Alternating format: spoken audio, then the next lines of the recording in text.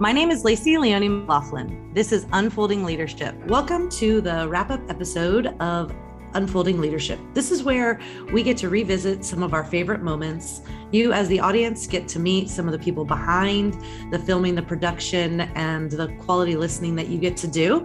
So I'm excited to dive in a way that adds the appropriate amount of closure to season 1 of Unfolding Leadership. With that, I'm going to have Martina jump on in and say a quick hello, tell you a little bit about who she is and what she's done. Hi, I am Martina McGaugh. I have the pleasure of working with Lacey pretty consistently. I am an executive coach and I'm in the leadership development space. So I also work with leaders both at the top levels and all the way through organizations, dealing with much of what we've talked about on this podcast. I have also been an executive producer on the podcast. So Lacey had this idea a couple years ago, and I've worked with her to really bring it to life in partnership with Nick. Excellent. Thanks, Martina. And Nick, why don't you say a quick hello? I'm Nick. I'm the other producer of the show. Not only am I a producer, I think one of the reasons I wanted to be on this episode is I am also kind of a mid-level leader. I'm one of the 3 managers of a theater company in Los Angeles.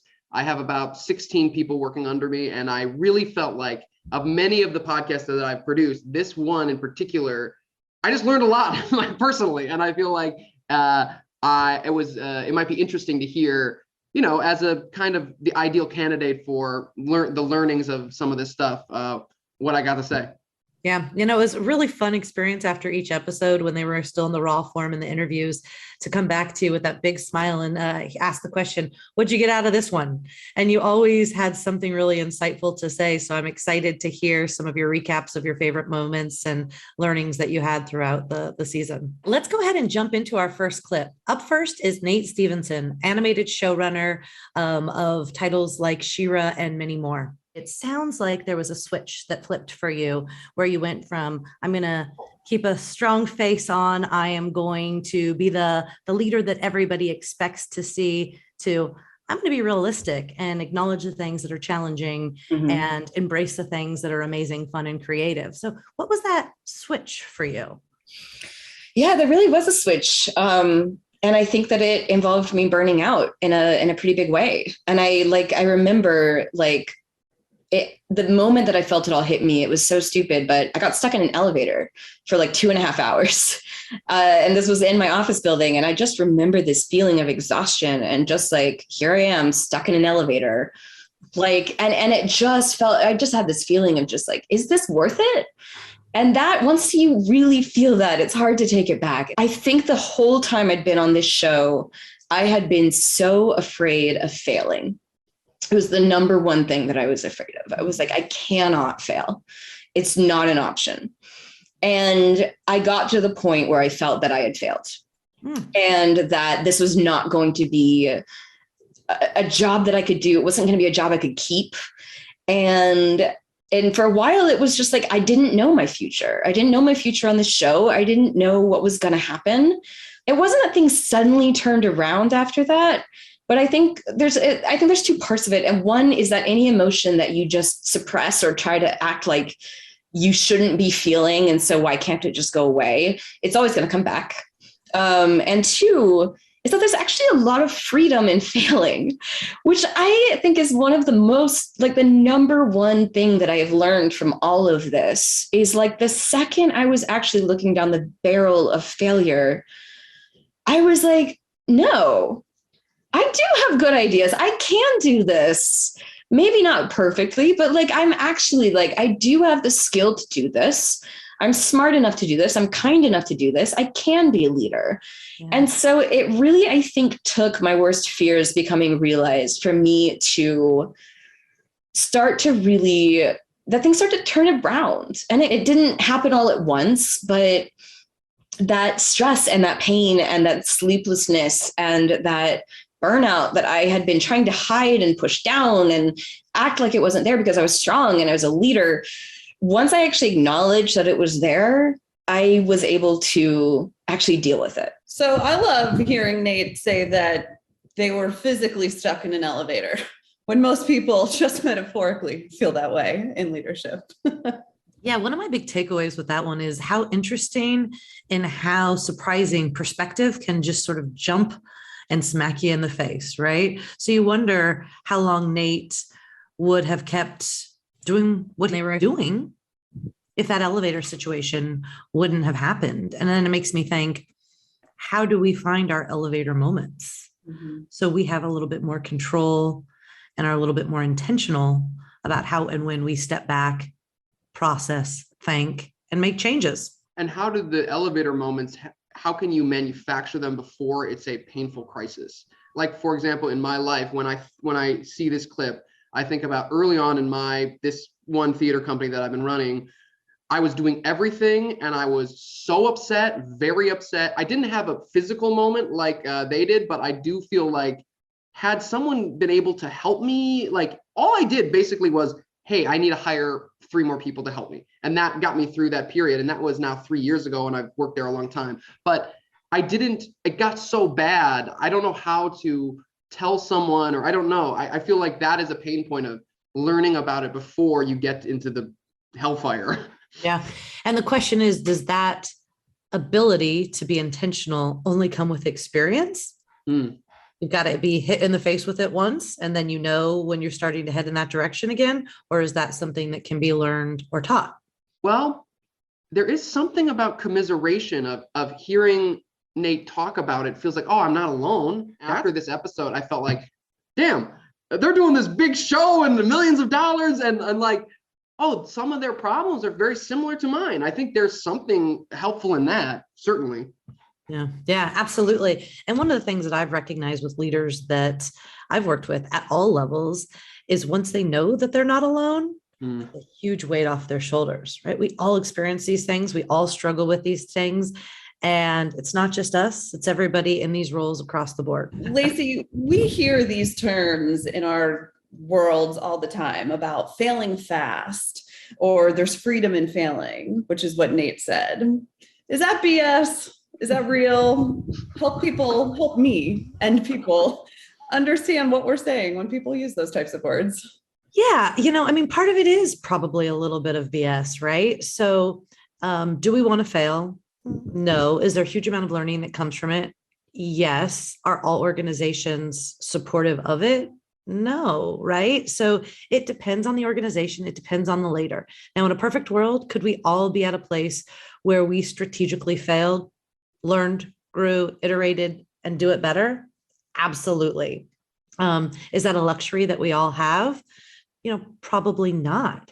So it's, how do I take risks as a leader? How do I find those moments of failure and growth in a way that is supported by the organization and the leader that I work with? Because a lot of growth comes from it. A lot of learning comes from it. Is failing fast, is supportive failure always a thing? Yeah, not always. Lacey, are you willing to share a failure you had that taught you something, got you somewhere new? Oh. Yeah, I have a lot of those failures, right? That's just the reality of the work that we do. One that comes to mind is, and I don't think many people know this about me, but I was actually the CEO of an HR tech startup. With some pretty impressive people. So my partners were some people who have done some pretty amazing things in their career. And one of the things that I learned really quickly through failure was board management, right? We had a really impressive board. We had a group of people that all had very strong opinions on how we should be going through raising money, what the product that we put in the marketplace was, how we should be selling to clients. And, managing a board for the first time on this side, I've helped lots of leaders manage boards, but managing a board as the CEO of a startup was different, right? So I think at the beginning, my intention was to try to make every board member happy. And it was to try to do what every board member asked me to do. And that led to me asking my team to run around in circles repeatedly and spending their time in the wrong places. Because the reality was, this board wasn't there to give me instructions for me to follow because the alignment wasn't there, right? So taking a step back and recognizing what is the role of the board and what is my role as CEO to interpret those things and then set a really clear, intentional path forward for the rest of the team was really important. And, I had an elevator moment to some extent because one of my team members looked at me and said, Lacey, if you ask me to do this deck again, I might not show up tomorrow. And I was like, oh, that's a little problematic. So basically, I've been asking this person to run around with like a chicken with their head cut off, trying to make everybody happy, trying to do all the things that this board was asking of me. But the reality is no, they're there to advise. It's my job to take, synthesize, and set the course in the direction. And it goes back to that intentionality we were talking about, to give directions and allow my team to go do what they knew they needed to do and what they had the skills to be able to do. So I think that was a really good one for me. One, in terms of, what am I good at? And how do I manage a group of people with competing priorities and demands? Two, what was my elevator moment, which was I was going to lose a really talented individual. And three, what was I going to go do differently to make sure that I wasn't asking my team to run around without guidance or support or direction in a way that was wasting their time? So across the board, huge learning, a good story to boot. Yeah. And I think it's cool to hear, because I think just kind of normalizing that you, me, everyone here and everyone listening has these moments. I often, I think as an executive coach, people don't think that I have these moments or I've had these moments. And I've run a lot of businesses. I've led a lot of teams. I've had a lot of people work for me over the years. And the reality is I have all of these moments and probably some more. And I think that's actually what allows me to be the kind of coach that listens, helps people break down what they're experiencing, and helps them take action on it. So I think it's, perhaps I'm even a little bit more flawed. Perhaps I've had a little more of these experiences, and understanding that that's the reality that we all face. And maybe that's what makes me a coach that people want to work with. Do you have any tricks for when you're looking down the barrel of the gun of failure? Yeah. So first of all, you need to know that you're looking down the barrel of the gun, right? You've got to stop. You've got to understand the situation, what you're in. And what I notice in those situations is people put their heads down and they run really, really fast. So the first thing I have people do is stop, slow down, stop running, and evaluate where they're at, where they need to be, and what are the gaps? How do they get there? It's very simple. It's not rocket science. But it is. Just stop, just pause. Makes a big difference. Yeah, absolutely. Absolutely. And I think with Nate, I love the learning that came from that story. And I'm guessing a lot of leaders, a lot of first-time leaders, a lot of early career professionals took away some of that same messaging from that one. I think we've had a lot of good conversation around Nate and their learnings. Now let's take a look at one of the clips from Landry. So as you may recall, Allie is a former Miss USA. She's an actress, she's an entrepreneur, and she is a business leader.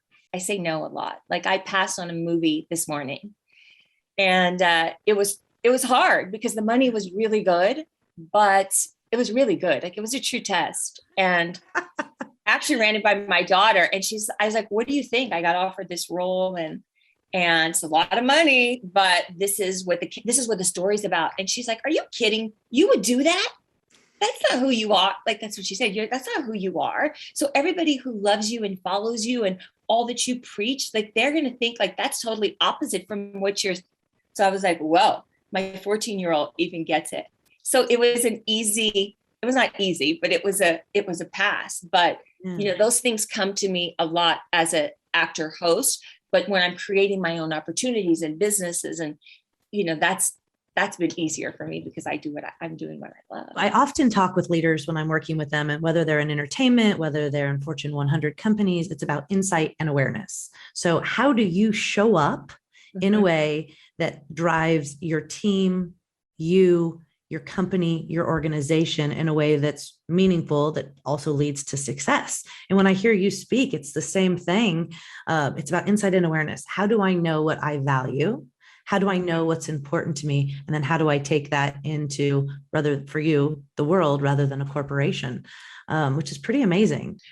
That journey to self-awareness, I've always sort of been on it. I think that it's just coming to the table in full awareness of who you are and a clear vision of what you want in your life. So when something comes in that's not that, it's very clear. It's no. Do you know what I'm saying? You don't have to go like, I don't know. Maybe this is right. Should I make this decision? Like you really can filter it through a different lens, right? Because you're very clear on what you want in your life. Like, what is your vision for your life?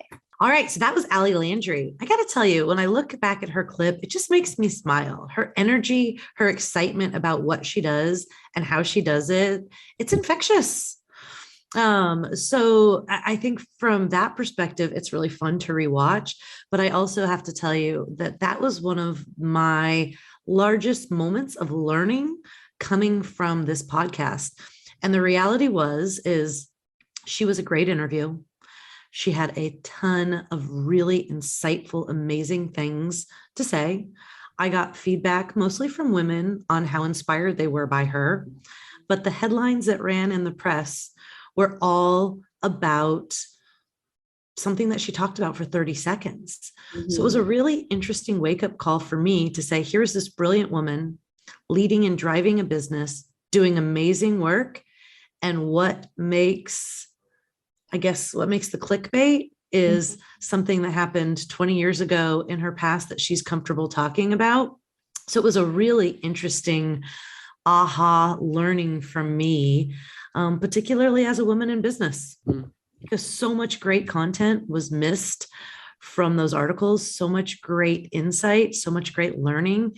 And what was focused on was the stuff that really was not relevant from my perspective.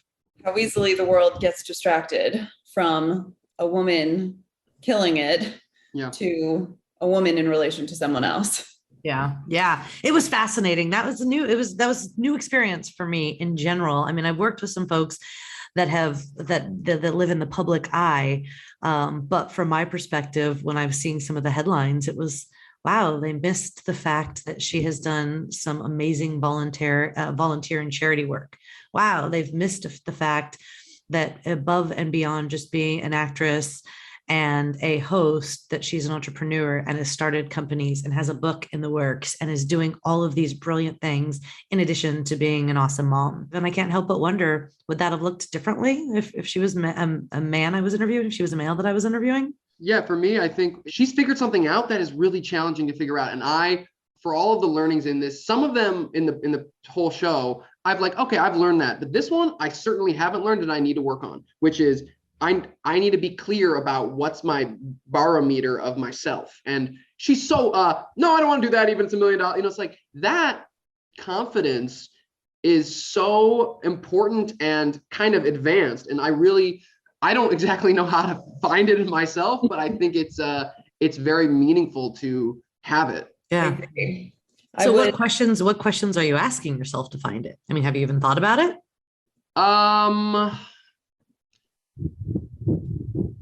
What are my values? I feel like is a start. It's an exercise that takes time that I haven't really given enough time, maybe. Interesting. So you need to, and you haven't. I guess so. Maybe I'm afraid to do it, and then I'll have to say no to more things. Yeah, it's a whole heck of a lot easier to say yes, right? Yeah. Interesting. Martina?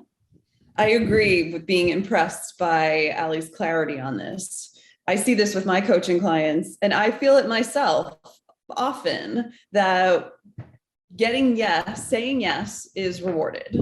We get a pat on the head, or you go and you do something new and exciting, and we all want to be yes people. But the power of saying no is what I heard that Allie has a really clear grasp on. And then better yet, knowing what to say no to. And I think I'm with Nick. I don't know that I've figured this out yet exactly how to capitalize on saying no in the right way. But I know that it's really important. Interesting. So do we think that just comes with years? I don't think so, actually, because I think you can be in your 60s, super powered executive and not know how to say no. I think that's my hypothesis, at least. So what maybe concentrated energy? Yeah. It's also interesting to me as a mother of 3. I think when we're young, we want to say no a whole heck of a lot more than we want to say yes. So I'm left questioning what changes and when does that change? Yeah. Because believe me, I get a whole heck of a lot of no's from my three boys. Right. Not a problem. Right. It's not a problem. So when does that change and why does that change? And, is that gender specific or role specific? I don't know. So I think ultimately, understanding where you're trying to get, so the clarity of where I'm headed or what it is I'm trying to do, and then who I am as an individual, what's important to me, where I want to spend my time, what brings me joy, what brings me the opposite of joy, and do those things align is a really good start. Right. So I've had a lot of people in the work that I do, it's called a gaps analysis, right? I've had a lot of people say, I want to go be the CEO. Okay, fine. Why? Well, because that's what's next. Okay, well, what do you value? Well, right now my kids are in high school and I value spending time with my kids, and I value not spending time on planes, and I value having the ability and the flexibility to do these things. Okay, great. So if you take this next step, is that going to happen? Is that there or is it not? And sometimes it's there and sometimes it's not, but really getting to a place where we look at it and go, this is what I want. Why? This is who I am and how I live. And do those things align or not? And with Allie, it might be a little bit easier because she's putting content into the world, right? So she gets to decide if who she is and how she's represented on screen align, or if they even need to, because I'm sure they don't for most people putting content in the space, right? They're all playing characters and actors and in positions and screenplays and, all that good stuff that doesn't align with who they are. That's why they're acting, right? But for Allie, it's important that the characters that she portrays and the shows that she's on are aligned with who she is. So it's very clear for her because it's content into the world. Probably less clear for us, but the exercise is still appropriate. Start with the end in mind. Yeah, absolutely. Well, good conversation around Allie. She's so much fun. Now let's jump into Pierre Levaux, the head of venture capital. He also runs and founded Seed at the Table, and is doing some really great work in the financial sector. All right, let's take a look. I really appreciate people that can execute. I think that that's like a cornerstone of leadership, right? So when you think about entrepreneurship, we talk about the companies that we work with, and we're talking to entrepreneurs. We say, hey, people invest in your business for 3 reasons. One is your ability to execute. They say, hey, Lacey, you're sharp, whatever you got, whatever obstacle, whatever project you're working on. I know we call these individuals workhorses. I know you're going to dig in and you're just going to max out on it, right? The second is your ability to create excitement about a project or an opportunity, right? To convey like a sense of urgency or convey a sense of community, as you're going to say, you know what, Lacey's creating something, I really want to be a part of that. And third is just really the viability of the idea, right? But what you realize is that plenty of people get funded and are supported by just only having 2 of the 3, the first 2. If you're sharp, brilliant, can execute, follow up is flawless, right? And you're able to, either craft and or convey a story, it makes people just, feel comfortable saying, no matter what you're going to do, no matter what you're doing, I'm betting on you, right? And what I realized is that there aren't as many people that can execute, and it doesn't have to be flawless. You just got to get it done. Also, it's being proactive and the ability to follow up. I was taking some notes here, but if I sum those up, it's, how am I thinking about collaborating, creating community, bringing people together? Basically, do I have the ability to get the work done? Can I get people excited about it? And am I doing work that people give a damn about? That sound about right? Yeah, and you're a human capital expert, right? So no matter how much business, how much Wall Street I've done in my life, I still pride myself on the ability to understand humans and just social interaction. You said one comment that stuck with me is it's basically the ability to get stuff done, but the reality is I also pride myself on knowing what I don't know and feeling comfortable admitting that, right? So when thinking about community, maybe I over leverage community, who knows? I try to surround myself with comparable people, with people that are smarter than me on things that I just don't have the time or the capacity to be smart about, right? And so as opposed to trying to be brilliant on all things or, halfway brilliant or, whatever that looks like, I make sure that I know who to ask. And so I've cultivated relationships with these individuals where they're eager to step up and to be helpful. So I think, a lot of times individual contributors or leaders in general may miss the mark because they feel like they have to know everything, as opposed to really understand like who is the best person to ask and being humble and willing to make that ask. I love Pierre's energy around not very sexy topics, execution and knowing what you don't know. I think it is much easier to be excited about having the brilliant idea and knowing everything. The best leaders surround themselves with people more brilliant, more strategic, and better than them at what they do. That's why and how you create a team with diversity of thought and complementing skills. And Pierre, I got to tell you, I've known Pierre a long time.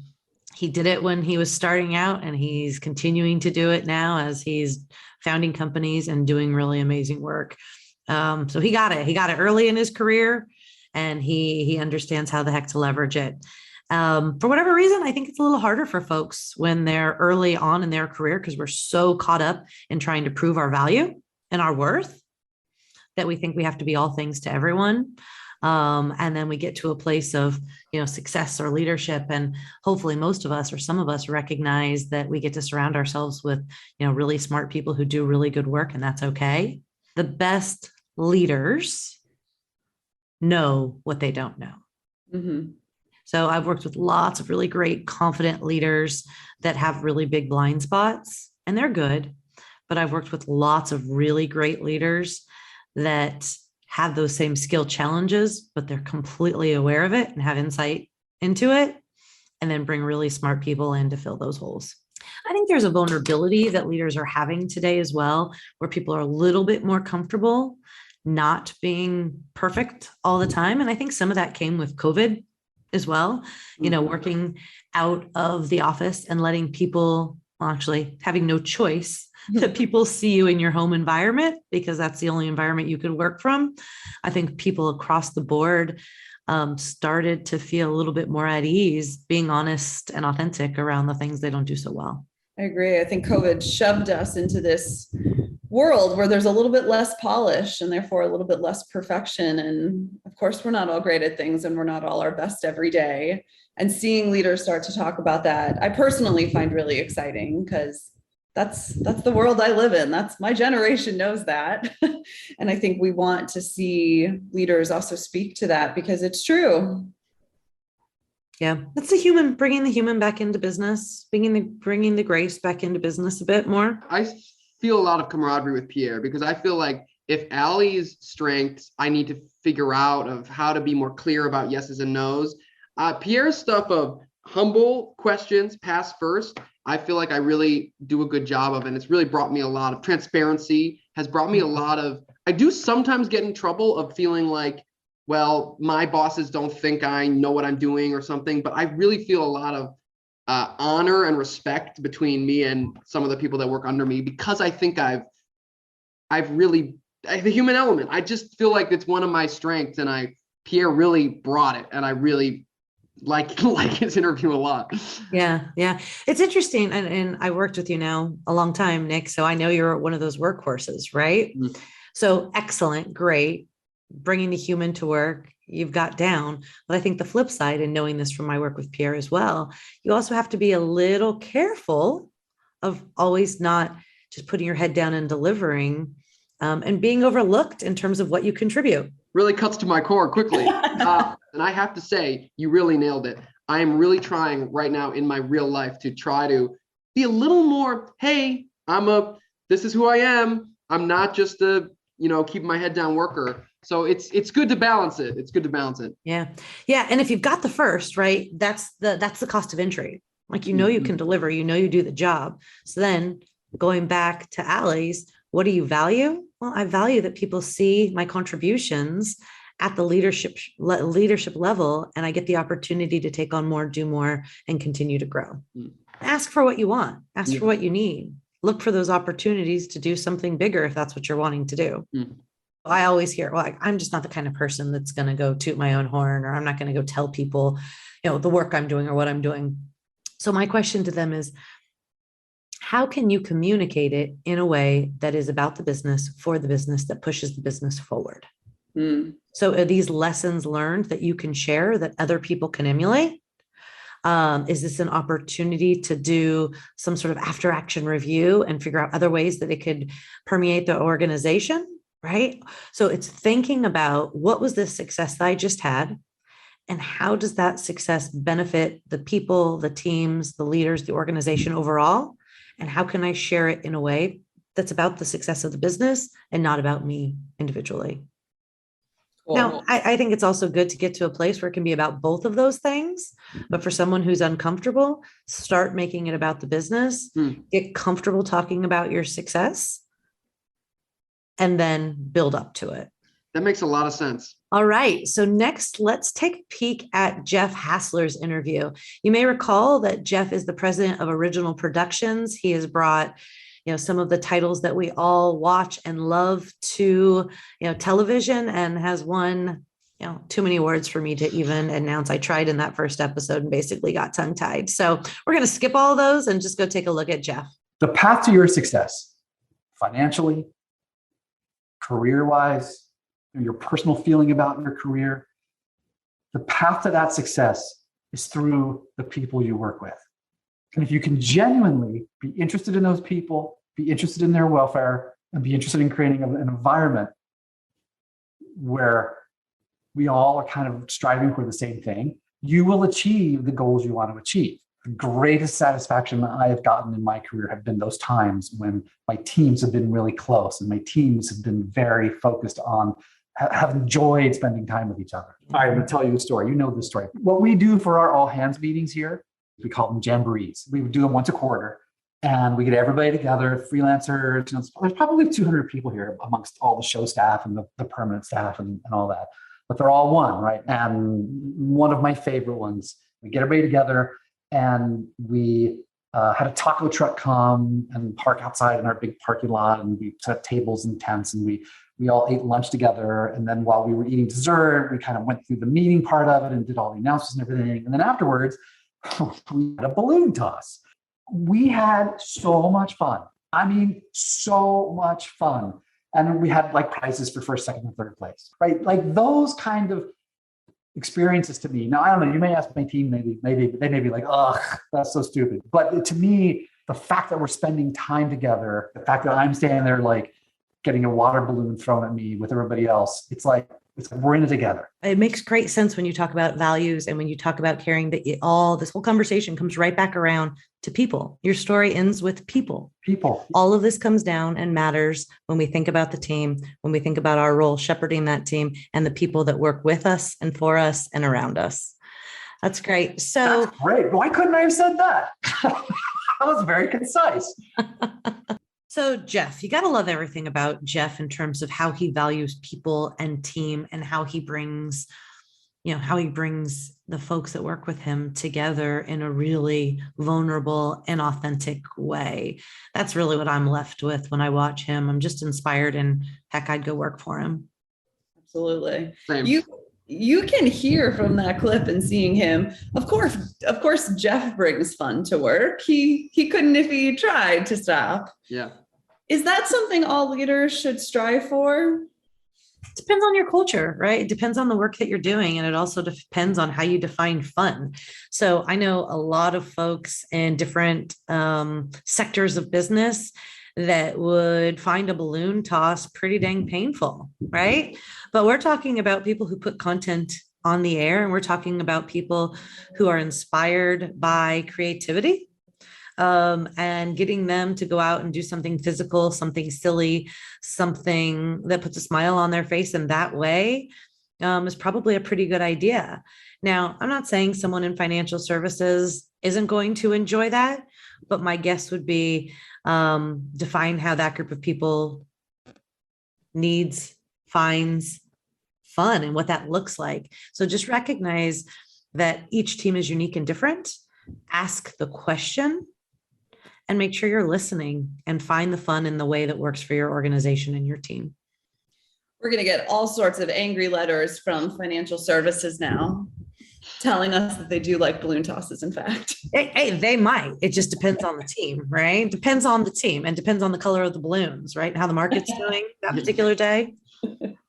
For me, it's like there's a sense of underlying of all the people that we've talk to, and maybe this is because of the sample size of people you work with or people we surround ourselves with, basically no one is saying, I'm a Machiavellian, hard-nosed, iron-fisted leader, and that's the way to go. And that was interesting, just because everyone in their own ways, Jeff is a little more fun and goofy, but we're saying something about, hey, being good and being honest and being ethical is the right way to lead. That's really what I heard when I edited all these episodes, is that was the main theme.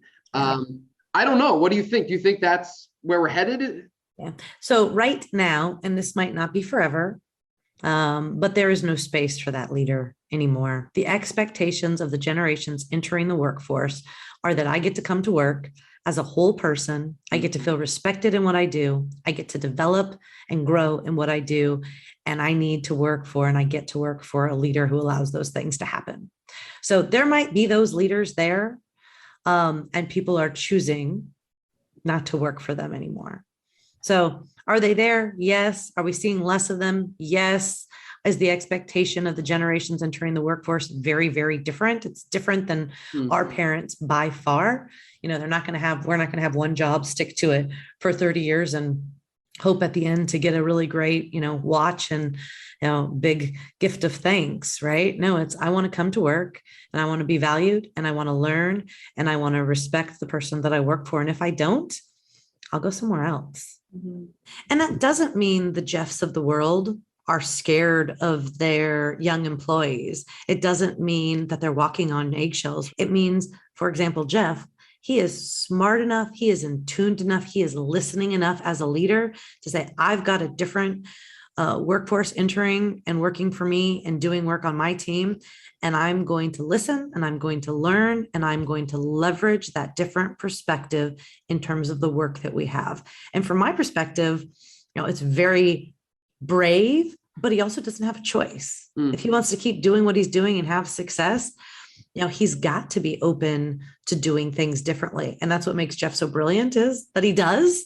And he is humble about it and he is excited by it and he challenges himself with it.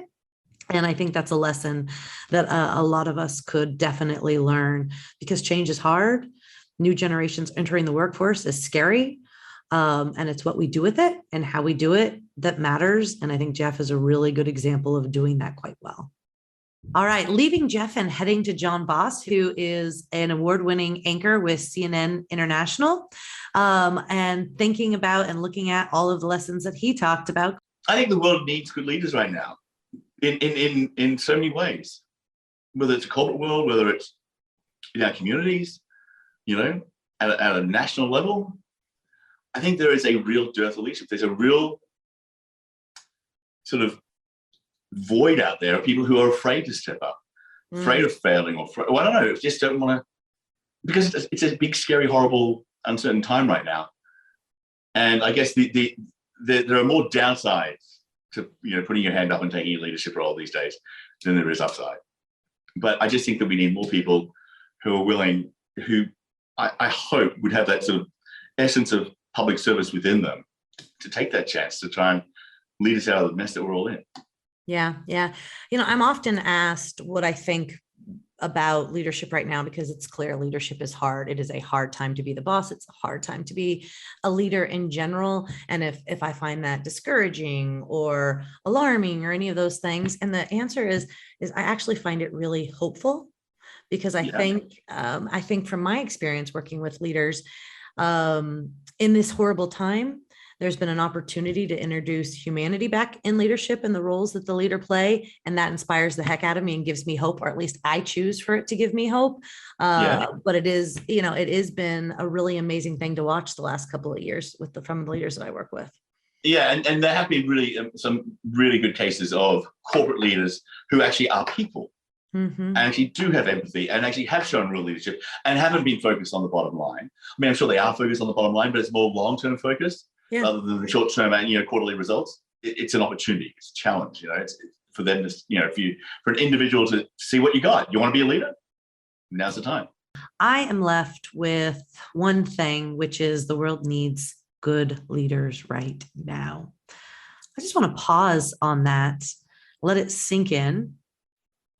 The world needs good leaders right now? Well, for me, there's a sense of a lot of like the other people in the season have been entertainment, business. We've done a lot of even law in America. And John came at it with like talking about the Ukraine and Middle East. And it's like, oh, this thing that we're discussing about how to make documentary movies get Oscars also connects to the biggest tiers of life. And I think just the fact that this is like, I, as a, mid-level leader, can relate to Nate or can relate to, Zelensky in the Ukraine, or I don't know, whatever it is. It's just like, wow, this topic runs so deep in humanity. Yeah. Martina? Yeah, it's profound just sitting here thinking we need good leadership. Yeah. Because we need good leaders. I want to be surrounded by good leaders.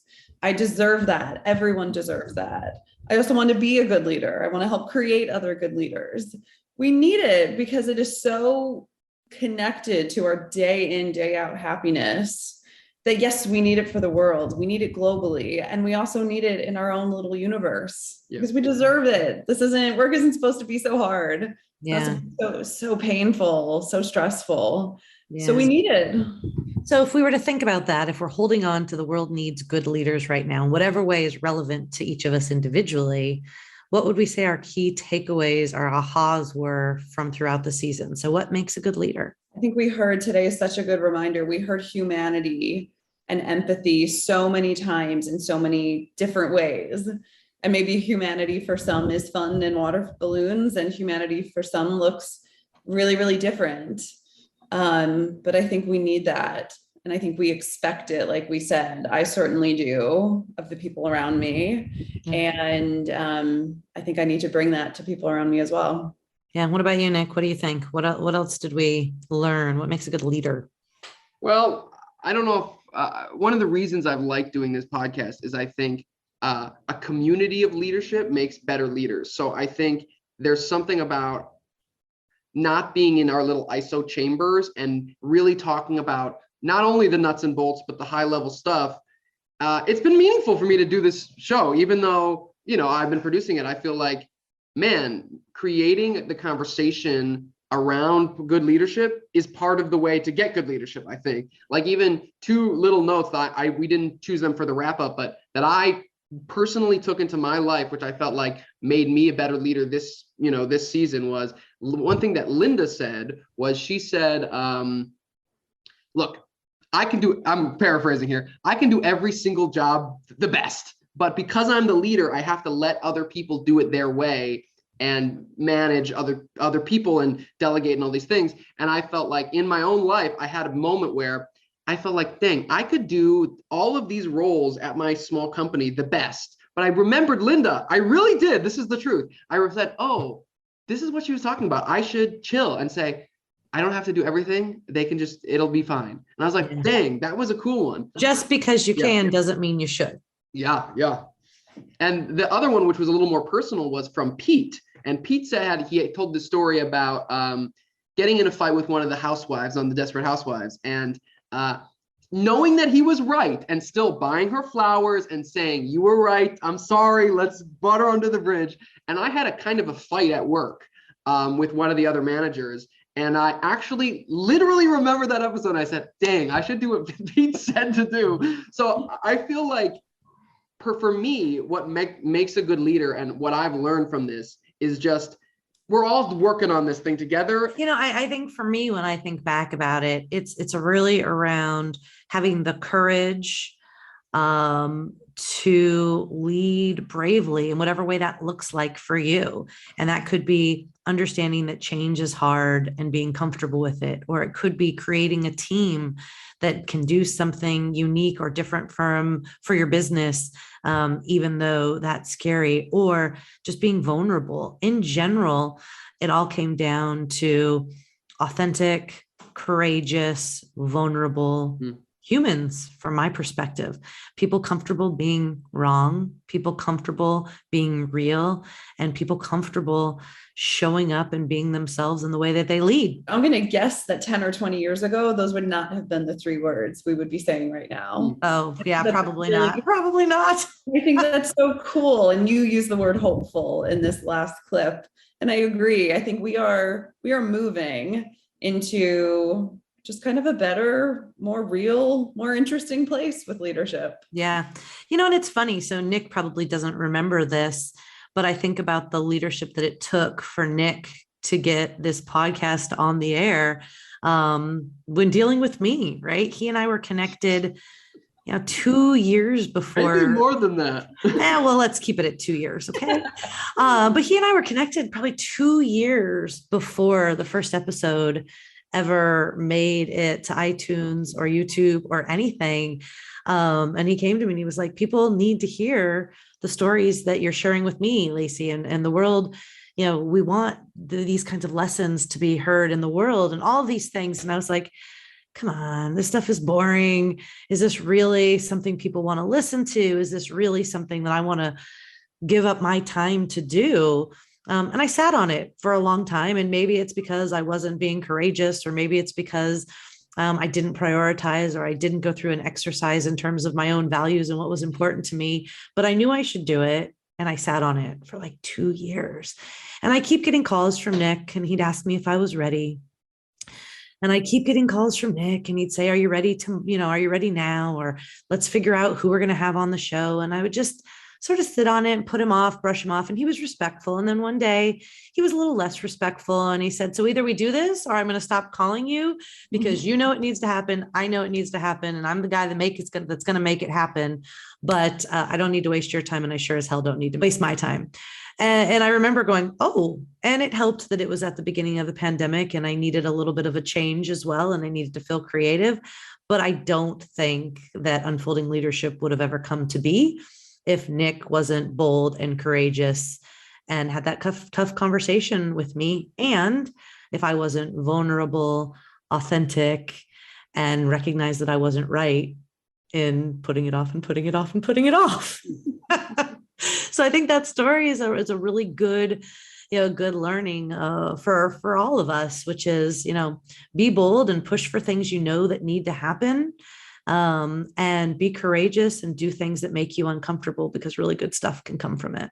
And if I can mirror a little to you, I think you've had a little fun doing this. Is that true? Oh, yeah. Yeah. So, I work with all these really creative, amazing leaders, and whether they're creative in terms of the content they put out into the world, or the products they put out into the world, or the way they lead, I don't think of myself in that light at all. I don't think I'm creative at all.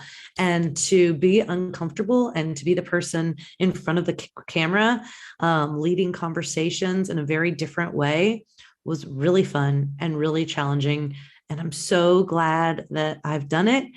And then the surprise around all of this for me was how well received it was. I could have never imagined that in one day, one of our episode clips would receive over 10,000 views. I could have never imagined that news outlets would pick up our interviews and write stories about it, or that would lead to pieces in New York Magazine or the Times. And I could never imagine that people wanted a second season. So all of that has been hugely surprising and really rewarding. And if one person has been impacted by the stories, and they're not my stories, they're these amazing leaders who were real enough to come on and share their bumps and bruises and learnings. But if one person has learned, if one person has done something differently, then I've accomplished what I've wanted to accomplish, which is a whole heck of a lot of fun. So with that, thank you for listening. Thank you for your messages, your emails, your requests to be on the show. Thank you for your feedback. Thank you for your insight. And we will see you for season 2. We'll let you know when that date is going to be publicized to the world. But thank you for all of that, and see you for season 2.